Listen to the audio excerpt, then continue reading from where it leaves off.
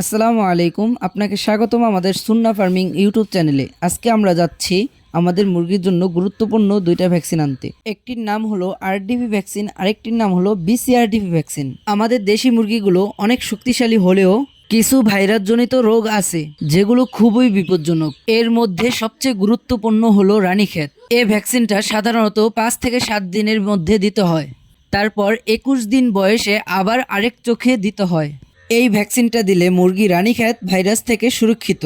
তাই আমি আমাদের উপজেলা পশু হাসপাতালে যাচ্ছি ভ্যাকসিনটা আনার জন্য, যেটা সরকারিভাবে দেওয়া হয়। আলহামদুলিল্লাহ, আমি চলে আসছি আমাদের পশু হাসপাতালের সামনে। আমাদের পশু হাসপাতালের সামনে খুব সুন্দর একটি মসজিদ আছে, আর মসজিদের সামনে বিশাল বড় একটি মাঠ আছে। মাশাআল্লাহ, মসজিদটি কিন্তু আসলে খুবই সুন্দর। আমি ভ্যাকসিন নেওয়ার জন্য কিছু নিয়ে আসিনি, তাই দোকান থেকে ঠান্ডা একটি পানির বোতল কিনলাম 20 টাকা দিয়ে। আর এখন আমি এই বোতলটি নিয়েই যাচ্ছি পশু হাসপাতালের দিকে। আমাদের পশু হাসপাতালটি দেখতে খুবই সুন্দর, আর রাস্তাটাও মাশাআল্লাহ অনেক সুন্দর। তাই আমি হাঁটতে হাঁটতে যাচ্ছি পশু হাসপাতালের দিকে। আর আপনারা দেখতে পাচ্ছেন আমি চলে আসছি পশু হাসপাতালের গেটের সামনে। এখনই আমি চলে যাব আমাদের পশু হাসপাতালের ভিতরে।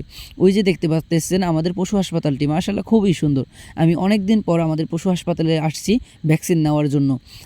আমি এখন পশু হাসপাতালের ভিতরে চলে আসছি, আর এসেই দেখি মনে হচ্ছে যে আমি সবার আগে চলে আসছি, কারণ একজন ডাক্তারও এখনও আসে নেই। আর এই ফাঁকে আমি একটু ভিডিও শ্যুট করতেছি। এই দেখেন আমাদের উপজেলা প্রাণী সম্পদ দপ্তরে কি কি সুবিধা আপনারা পাবেন, প্রতিশ্রুতি সেবাসমূহ।